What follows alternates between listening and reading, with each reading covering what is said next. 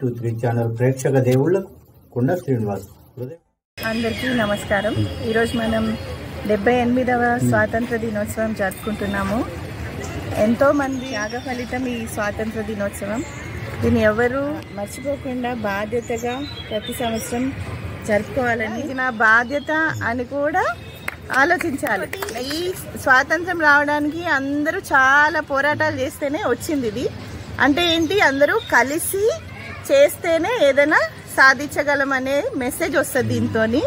So ఎక్కడైనా సరే, మన హాస్పిటల్ కానీ ఇంకెక్కడైనా సరే అందరూ కలిసి చేస్తేనే ఏదైనా వర్క్ సక్సెస్ అవుతుంది. స్వాతంత్రం తెచ్చిన మన అమరవీరులందరినీ మనం ఈరోజు స్మరించుకొని ఎప్పటికీ మర్చిపోకుండా గుర్తుపెట్టుకోవాలి.